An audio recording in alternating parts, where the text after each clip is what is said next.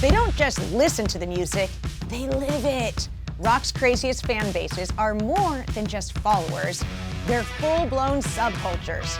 They travel across the country, camp out for days, and even risk a few bruises, all for the love of the music. So, chug some Faygo, put on your face paint, and get in the pit. These are the most extreme fan bases.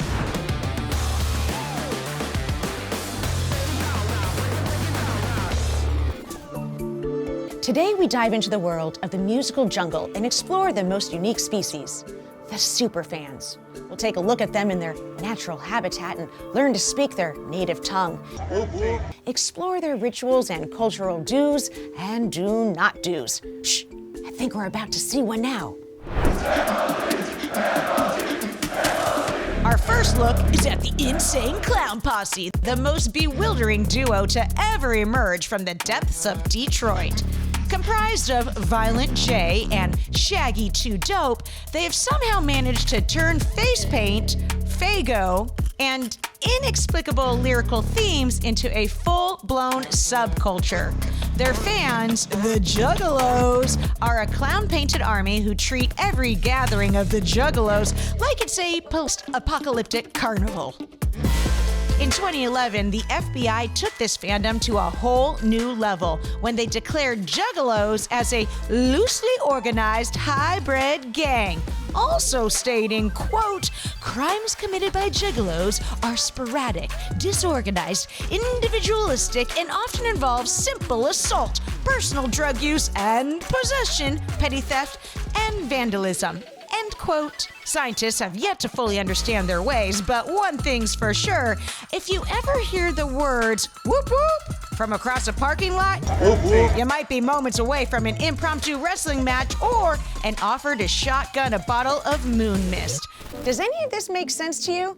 Then you might be a Juggalo. For those of us that can't do push-ups or work a gun, there's the Kiss Army. We want Kiss!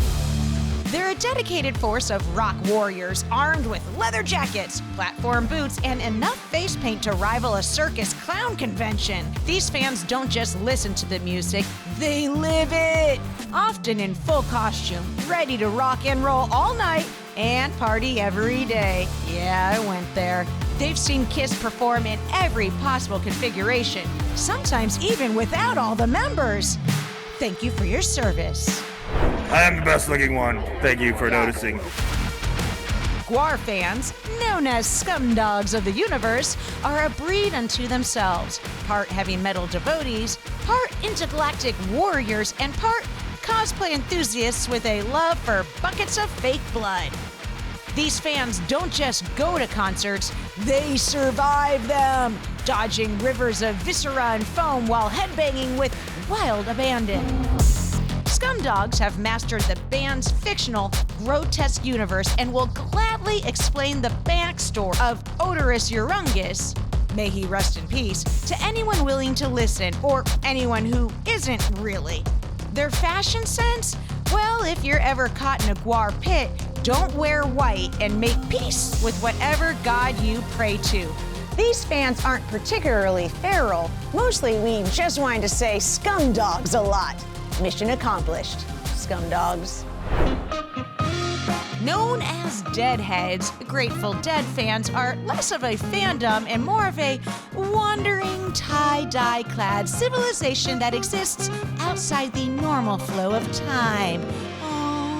The Deadhead is that person wherever they turn up in society that's looking for an adventure in America. These are people who will drive across 3 states in a van held together by stickers and good vibes just to hear a 27-minute version of Dark Star. All right. They treat set lists like sacred texts, can identify a song from a single note, and have somehow mastered the art of living entirely off grilled cheese sandwiches sold in parking lots. No one really knows where they go when they're not on tour, but if you follow the faint scent of patchouli and the distant hum of a never-ending guitar solo, you'll probably find a few still tailgating in a field somewhere, just waiting for the next show.